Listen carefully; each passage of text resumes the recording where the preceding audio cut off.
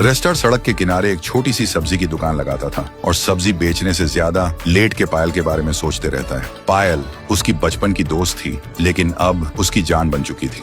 वो खुद से बोला, बस आज तो कह ही दूंगा उससे, जो होगा देखा जाएगा। शाम को दोनों समुंदर के किनारे घूमने गए। ठंडी हवा चल रही थी, लेकिन रेस्टार के दिल में तो तूफान था। उसने आंखों में आंखें डाल के कहा, पायल, शायद पहले कभी प्यार नहीं बोला, लेकिन मैं तुझ में अपना फ्यूचर देख चुका हूँ। पायल मुस्कुराई और बोली, तो फिर लेट किस बात की? मम्मी पापा से मिलने कब आएगा? रेस्टार की दुनिया ही रोशन हो गई और दोनों घर लौटने लगे। सब कुछ परफेक्ट लग रहा था, लेकिन किस्मत को कुछ और ही मंजूर था। थोड़ा आगे जाने के बाद सामने से एक तेज रफ्तार गाड़ी आई और जोर से टक्कर।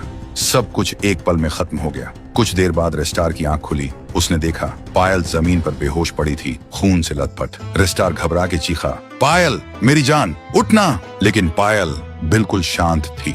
वो उसे हॉस्पिटल ले आया। चेकअप के बाद डॉक्टर ने कहा, पायल के दोनों पैर काटने पड़ेंगे और वो कभी चल नहीं पाएगी। सुन के रेस्टार का दिल टूट जाता है। तभी पीछे से किसी के हंसने की आवाज आई। वो घूम के बोला, कौन है? क्यों हंस रहा है तू? लेकिन उस आदमी ने बस एक क्रीपी स्माइल दी और गाड़ी लेके वहां से निकल गया। रेस्टार तुरंत उसके पीछे भागा, लेकिन वो आदमी गायब हो चुका था। रेस्टार ने आसपास सब चेक किया। फिर एक पुराने घर के पीछे से वही हंसने की आवाज आई। वो चुपके से गया और जो देखा उसका होश उड़ गया। सामने था व्हाइट 444, एक साइको बिजनेसमैन जिसकी जिंदगी सिर्फ पैसा, पावर और कंट्रोल के आसपास घूमती थी। और अब उसका नया ऑब्सेशन था रेस्टार और पायल। रेस्टार समझ गया था पायल के एक्सीडेंट के पीछे व्हाइट 444 ही था, लेकिन जैसे ही वो आगे बढ़ा, पीछे से किसी ने उसके सिर पर जोर से वार किया।